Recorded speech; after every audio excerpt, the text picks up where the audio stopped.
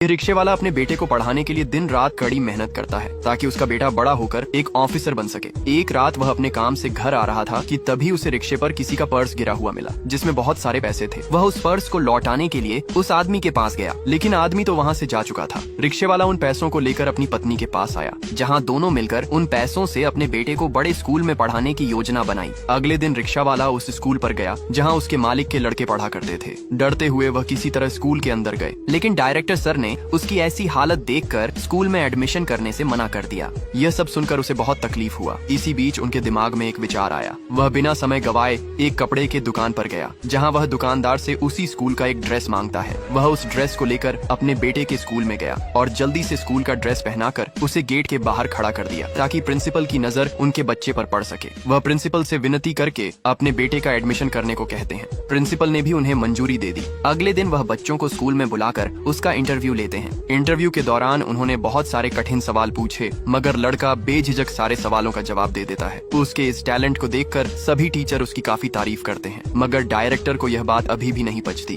क्योंकि वह एक रिक्शा वाले का बेटा था।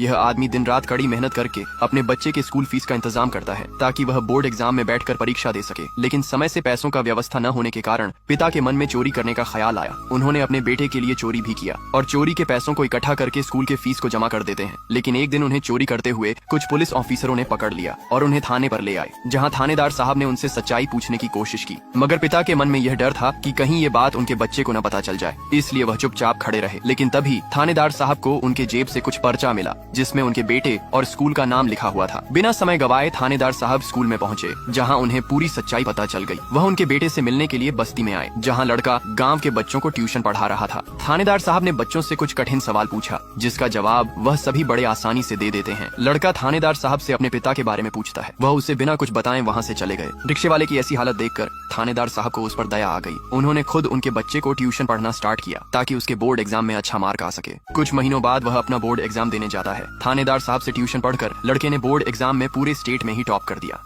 यह लड़की इंटरनेशनल शूटिंग कंपटीशन में गोल्ड मेडल जीतकर अपना सपना पूरा करना चाहती थी, जिसके लिए वह दिन रात कड़ी मेहनत करती है। इसी प्रैक्टिस के दौरान लड़की का दोस्त उसके पास आया। लड़की उसे देखकर काफी खुश हो जाती है। एक्साइटमेंट में उसने सारी बात लड़के को बता दी कि कैसे वह कोच के जरिए अपना सपना पूरा करने जा रही। लड़की की बात सुनकर उसका दोस्त क्रोधित हो उठा, क्योंकि वह कोच के नियत को भली भांति जानता था। वह अपनी दोस्त को उस कोच के साथ प्रैक्टिस करने को मना करता है। यह सब सुनकर लड़की को एक सदमे जैसा लगा। वह दुखी होकर वहाँ से चली जाती है। कुछ दिनों बाद उसने डिसाइड किया कि वह कंपटीशन में भाग लेगी, जिसके लिए वह अपने कोच के साथ शहर आती है। कंपटीशन तो शुरू हुआ, लेकिन लड़की का पूरा ध्यान उसकी दोस्त की बातों पर था। सभी बातों को सोचकर उसने हल्की मुस्कान के साथ यह कंपटीशन हारने का फैसला किया। वह एक एक करके सारे निशानों को गलत तरीके से मारने लगी। इधर लड़की के दोस्त के पास एक प्रोफेसर आए, जो लड़के को कोच की सारी सच्चाई बताते हैं। लड़के को अपनी सोच पर बहुत अफसोस हुआ। अब वह अपनी दोस्त से मिलने के लिए उसके पास आने लगा। कंपटीशन का फाइनल राउंड चालू होने वाला था। इसी बीच लड़का दौड़ते हुए अपनी दोस्त के पास आया और उससे माफी मांगने लगा। वह लड़की से यह कंपटीशन जीतने को कहता है, जिसके बाद लड़की अपनी योग्यता दिखाते हुए कुछ ही पलों में यह कंपटीशन बड़े आसानी से जीत ली और गोल्ड मेडल जीतकर वह अपना सपना भी पूरा कर लेती है।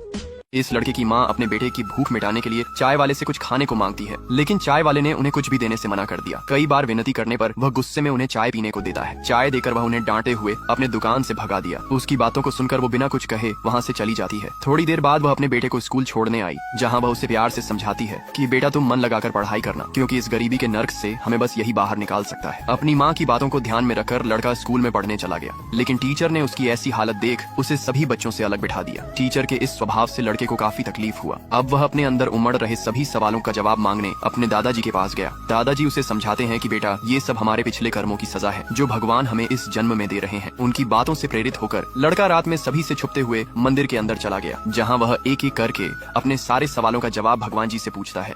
अचानक उनकी शक्तियों से लड़के को कुछ होने लगा, जिससे मंदिर की घंटी बज जाती है। पुजारियों के उठने से पहले उसकी माँ वहाँ पर आकर उसे बचा लेती है। अगले दिन बस्ती वालों को पता चल गया कि रात के समय मंदिर में कौन गया था। जब लड़के की माँ अपना काम कर रही होती है, तभी बस्ती वाले वहाँ आकर उनके सारे घर के सामान बाहर फेंकने लगे। यह किसान चावल की खेती के समय अपने खेतों में बहुत मेहनत करता है ताकि उसे अच्छी फसल प्राप्त हो सके। अगले दिन पूजा करके जब वह फसलों को पानी देने जा रहा था कि तभी उसे अपने खेत में 3 मोर मरे हुए मिले। वह इंसानियत दिखाते हुए उन सभी मोरों को गड्ढे में दफना देता है। इसी भलाई करने दफनाने के चक्कर में किसान बहुत बड़ी मुसीबत में फंस गया, क्योंकि उसे दफनाते हुए कुछ लोगों ने देख लिया था, जो पुलिस के पास जाकर उसकी झूठी कंप्लेंट कर देते हैं। थोड़ी देर बाद एक पुलिस ऑफिसर किसान को गिरफ्तार करने उनके पास आया, लेकिन उनकी उम्र को देखकर वह ऐसा नहीं करता। वह उनसे सारी घटनाओं के बारे में पूछता है, परंतु चाचा तो अपने ही ख्यालों में खोए हुए थे। उन्हें पता ही नहीं कि वह पुलिस ऑफिसर है। पुलिस ऑफिसर उन्हें इशारों में बताता है कि वह कौन है, जिसके बाद चाचा उसे सारी सच्चाई बताने के लिए उस जगह पर ले गए जहां उन्होंने उन मोरों को दफनाया था। पुलिस ऑफिसर को लगा कि चाचा झूठ बोल रहे हैं। वह उन्हें अपने साथ पुलिस स्टेशन ले आता है, जहां वह उन पर कुछ धाराएं लगाकर जेल में बंद कर देता है। समय बीतता गया। कुछ दिनों बाद चाचा की कोर्ट में सुनवाई थी, जहां जज ने उनकी उम्र देखकर उन्हें रिहा कर दिया। इन सब चीजों में काफी समय बीत गया। जब चाचा वापस अपने गाँव आए तो उन्होंने देखा कि उनकी सारी फसल बर्बाद हो चुकी है। यह सब देख चाचा को एक सदमा जैसा लगा। अब वह न्याय पाने के लिए वापस कोर्ट में आए।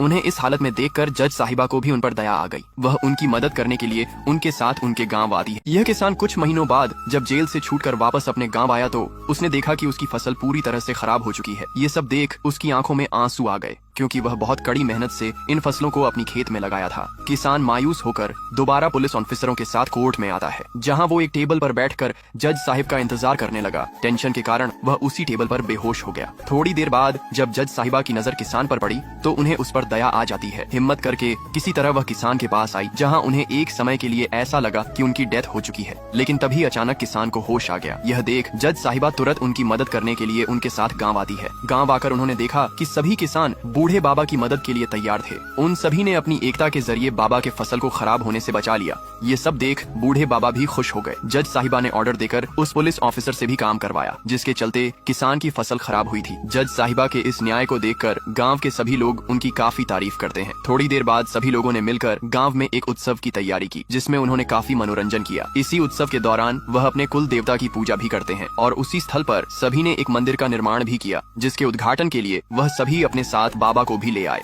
बाबा ने अपने उसी अनाज से कुल देवता की पूजा की, और अगले दिन से वह खुश होकर अपने खेतों में काम करने लगे।